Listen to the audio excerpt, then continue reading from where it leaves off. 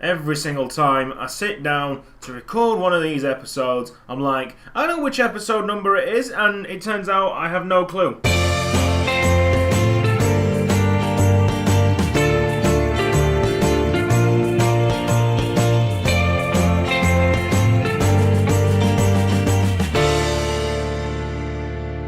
Hello and welcome to episode 35 of Youth Squad Legends Series 9 with Yeovil Town. This episode is only going to consist of 3 games. It is the episode that I've been dreading the most. We have so much work to do in January that these 3 matches that you see right here are basically no-nos. So what needs to be done at Yeovil? Well, firstly, Elliot Scars needs to be boosted to an exciting prospect. And then I, the manager, will choose a player to be boosted as well. And finally, if you haven't realised already, the squad size is quite massive. And the majority of the players aren't going to get enough first team exposure. So this is a big number that I'm trying to aim for. But I want at least 10 players to be sold in January. The first game of this episode, Nottingham Forest against Yeovil Town. It's the middle of December and Yeovil Town are top of the league. Surely we should be pushing for promotion. Just imagine it. Yeovil Town in the Premier League. Nice block, but dropping very fortunately. Shot goes wide. Luperini, he knocks it forward. Here's Galessa. Scores in a good spot, but Galessa decides to go down. Yellow card, no real argument from the defender. Hines, into Lopez. Now Galessa, try and move this quickly. Alves, out wide. Borrego should be able to catch that up. And it's all come undone, but let's be positive about that. There was some good passing play. Come on, Lopez, get up. You know, we're just wasting time here. Corner kick to Nottingham Forest, 36 minutes on the clock. And it will be a combination. No, it won't. Dalgard has to make the save. Tom Evans, take the long shot, Tom. That was close. The chase is on. Oh, Dalgard. Well read. Lopez to take the ball forward. We got 4 minutes of added time. Wait for Luperini. Ball played. Get the cross in. No one's in the box. Opportunities like that don't come around that often. You should go forward. It's the end of the half. You know the opponents can't break on you because the referee will have to call time. It's called Forest Park Stadium. Quite fitting for Nottingham Forest. But then again, it's quite indecisive. Is it a forest? Is it a park? Who knows? And why would you have a stadium in a forest? Elliot scores. Back heel. Oh, that would have been great. Lopez. Come on, lads. Here we are. Galessa one-on-one. Go on, play it. Galessa. Oh, at least it was on target. Luperini collects. Can't find a player in the box from there. Should be a good end, to be fair. I haven't made any subs, so we've got a little bit of an advantage. What was going on there? How have they missed? All come down to Alves. Jumping, mistiming the header, and they were in. Open net. And for that, Alves is going off. I was going to make at least one attacking change, but because of what's just happened, all 3 are fresh legs ready to defend. A point away at Forest is a good point to get. Okay, Galessa, mate. 37 yards. Score and we win the game. Oh. The last moments of the game. I guess it is a job well done.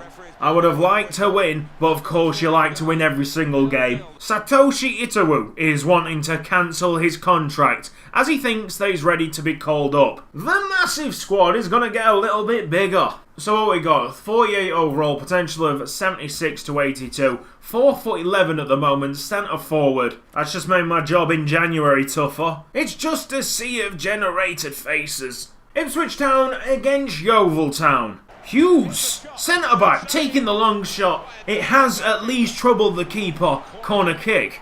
And with this, Aziz will put it into the box. A header on target from one of the smallest men. We look to be dangerous from these corner kicks. Oh! What did I just say? I think it's Minotti. It was a good solid header near the goalkeeper, but you know what goalkeepers are like in this game. Would have to check if that was Minotti's first goal for Yeovil Town. Amazing leap for a small man. I think he's only like 5'6", 5'7". Kieran Aziz will spread the play, and that is offside before I can even see who he was playing it to. In comes Jurgen with the big slide challenge. Clean as well. Dalgard should have this. Where's the defending on the right hand side? It's played forward, and of course they've put it into the back of the net because there was no pressure on the scorer. That was Sunday League defending. Well, a good start like the one we've just had can be wiped away pretty quickly. A lapse in concentration from the defence. The Ipswich wingers put the ball in. Very good delivery. What a save. Mr. Dalgard, you deserve a wage rise and a company car. Peter Babios has been quite ineffective up front so far, although that shot was pretty good. Minotti, for a second. Oh, he's at the base of the post. The shot beat the keeper, all ends up. And now at the other end, Ipswich. Brilliant chest control and the scissor kick. Ipswich are in front.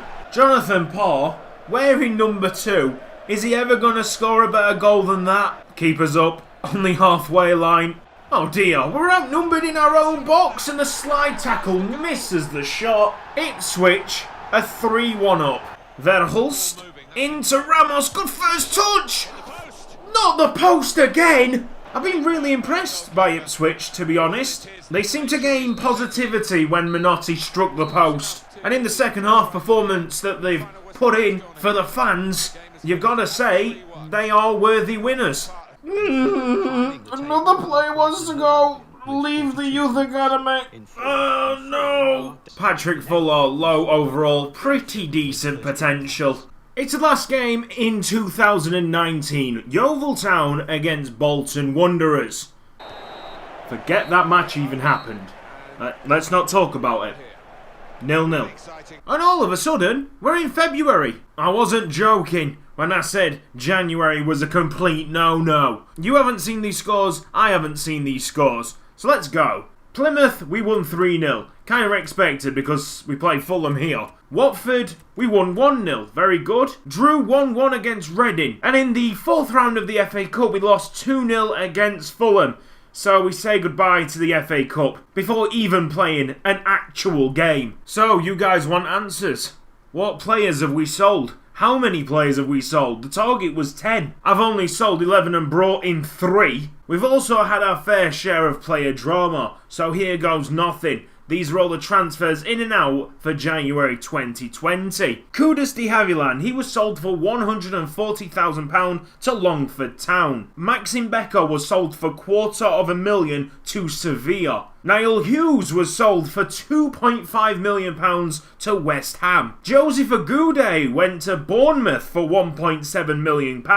Then that was followed by Dominic Blythe going to Crawley Town for just under £100,000. And then there is a big amount of money that I don't really want to talk about yet. Teddy Mendy was sold for £1 million. I know, someone was so stupid to pay £1 million for Teddy Mendy. Good luck, Notts County, and thanks for the money. Robert Luperini was sold to Perugia, then Manhan went to Newport for £60,000. Nicholas Ricketts went to Portsmouth for £230,000. And then on the final day, Jordan Clark went to Cork City for £60,000. Whilst all this was going on, we had bids for Tom Evans, Alexi Gillespie. Arsenal was interested in Minotti. Dalgard wanted to leave the club, but of course I'm going to say no. We boosted Scars to an exciting prospect, and I decided against voting for the manager's choice of potential boost just yet because no one except Tom Evans has really impressed me. And of course Tom Evans has won it for the last 2 years and I don't really want to give it to him again. I was going to give the potential boost to Andreas Ramos, who through no fault of his own has gone from a potential to be special player to just showing great potential. We had to promote him at a low overall, and because of that we've ruined the player. However, from what I've learned from potential boosting players in the past, there's always other players that shouldn't have the potential that they actually given in the game. Ramos is one of them. I'm not saying he's a bad player, but potential to be special, he's not. Oh, and now back to the big sale.